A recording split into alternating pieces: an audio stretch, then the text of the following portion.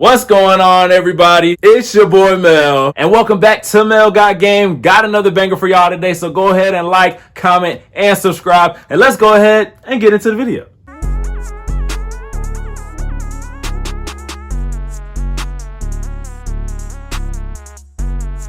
Y'all, I'm so disappointed.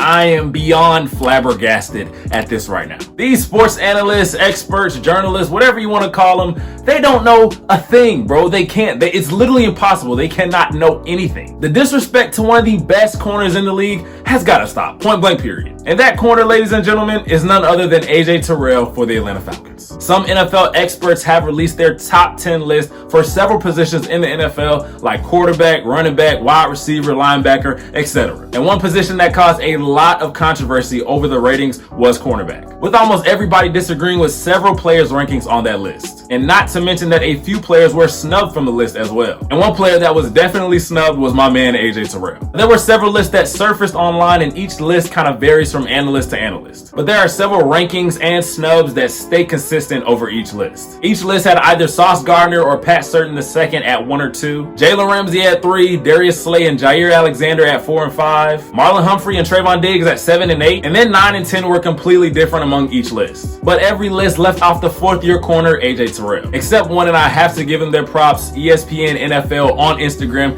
just barely snuck my man in at number 10, with players like Marshawn Lattimore, Trayvon Diggs, and Denzel Ward all ranked in the 3 spots higher than him. Now, me personally, I think Terrell could rank a couple spots higher, but I'm going to bite my tongue on that for now. Because while I have my thoughts on what Terrell's exact ranking should be, there are several factors that kind of play a part in him not getting that ranking that he deserves. For one, he did have what many consider to be a down year last year, where he recorded career lows in tackles, tackles for loss, interceptions, and passes defended. And these career lows can definitely be attributed to his hamstring injury that he suffered in week 7, which forced him to sit out those next 3 weeks. And even when he came back in week 11, you could definitely still see that hamstring injury was limiting his production on the field. But even still, he finished the season allowing only 11 yards per reception, which is fewer than what Trayvon Diggs, Denzel Ward, Marlon Humphrey, Darius Slay, Jair Alexander, and Jalen Ramsey all allowed last season. And all those corners were ranked higher than Terrell. Pro Football Focus also graded Terrell as one of the better run support corners in the league, further proving that he doesn't just dominate the pass game, but he can read run plays and make great open field tackles, which are skills that are crucial in today's NFL with the versatility of some of the league's offenses, which means it's important to have an all-around complete cornerback on your team like Terrell. And just a season ago in 2021, Terrell had his best year to date as he really put the league on notice, coming away with 3 interceptions, 13 pass breakups, 3 tackles for loss, a sack, and a forced fumble. He also only allowed 6.9 yards per catch as he completely smothered any receiver he guarded, finishing the season giving up only 200 yards all year. One stat in particular, however, really serves as an eye-opener for Terrell's season last year, which probably was the biggest reason why he was overlooked on many top 10 cornerback lists this year. And that stat is his touchdowns allowed, as he struggled heavily in the red zone last year as he gave up 9 touchdowns in 2022,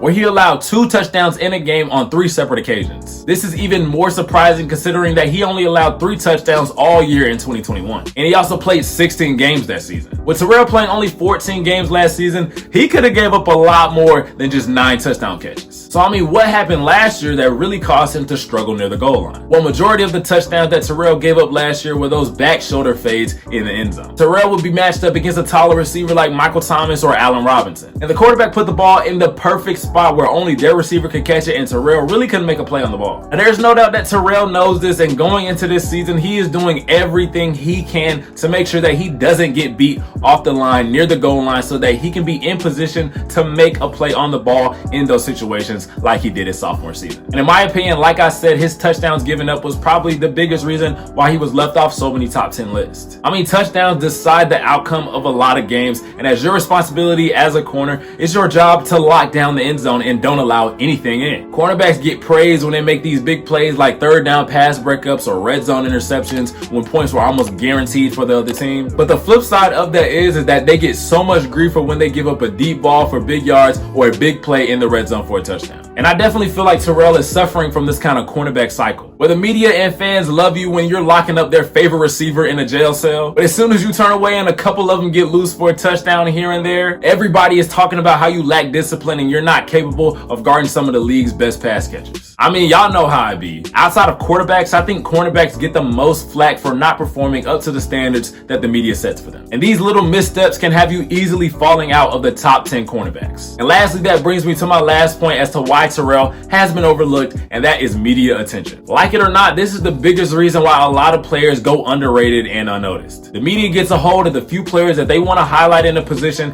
and those players kind of just remain the face of that position. And it's several reasons why these players are highlighted. The obvious one is because they're good, okay? You really do not get highlighted by the media that often if you're not one of the best players in your position at that certain time. Then there's the players that are controversial. They say and do things that stir up a lot of attention, and that's going to boost views for media outlets. Then there's the players that are very outspoken and vocal, and this usually translates into people wanting to tune in and hear what these players have to say. And then finally, there's the players that are a part of a team that have been dominant for a year or two. These players usually get highlighted a lot more often. A player like T. Higgins gets a lot more media attention than a player like Terry McLaurin. Both are great receivers, but because Higgins plays for the Bengals, who are contending for a Super Bowl every year, and McLaurin is with the Commanders, who struggle to keep fans in their seats, there's a huge difference in the media coverage for these two players. A player like AJ Terrell, who's been a top cornerback in the league since his sophomore season, but is also very reserved and humble and plays for a team that hasn't made the playoffs since he's been drafted, and also plays for a team that has only had a handful of primetime games on a national stage, is likely to get overlooked. And if the Falcons handle business this season, then we should be looking at a lot more attention in 2023. And with our revamped defense, I think Terrell and our secondary will easily be top 5 in the league. We have a lot of versatile players on defense, and I think that's going to make it really hard to score against. And with Terrell being fully healthy this season and working on cleaning up some of those mistakes, I think it's going to put the league on notice once again, and the media is going to have a really tough time leaving him out of that top 10. But hey guys, that is my take on it. Let me know what you guys think in the comment section below. Do you think AJ Terrell is underrated and he should have been included in the top 10? Or hey, do you think the experts got it right and they should have left him off the list? I definitely think he has a lot more to prove this season,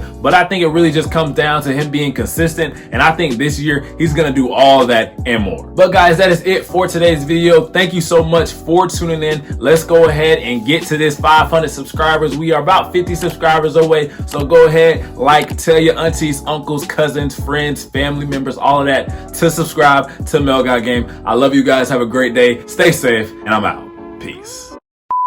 Jesus. Almost wasted my marinara. Whoa.